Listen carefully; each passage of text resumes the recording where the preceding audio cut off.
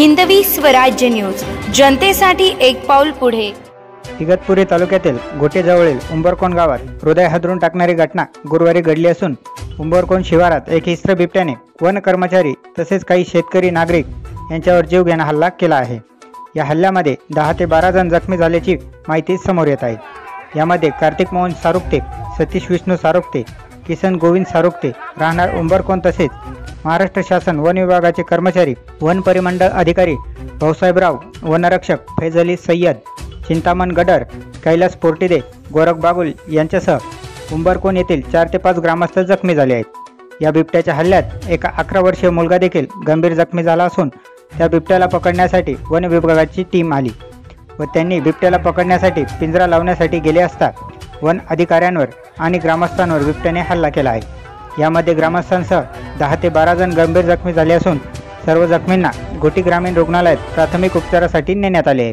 घोटी ग्रामीण रुग्णालयाच्या कर्मचारी यांनी जखमींवर तात्काळ उपचार केले व पुढील उपचारासाठी जखमींना नाशिक जिल्हा रुग्णालयात पाठवण्यात आले आहे, अशी माहिती घोटी ग्रामीण रुग्णालयाचे डॉक्टर अविनाश गोरे, डॉक्टर संजना गायकर यांनी दिली आहे। काल झालेल्या बिबट्याच्या हल्ल्यात प्रवीण सारुक्ते हा मुलगा गंभीर जखमी झालेला आहे। इगतपुरीचे प्रादेशिक वन परिक्षेत्र अधिकारी केतन बिरारीस यांच्या मार्गदर्शनाखाली बिबट्याला पकडण्यासाठी आज सकाळी रेस्क्यू ऑपरेशन राबविण्यात आले।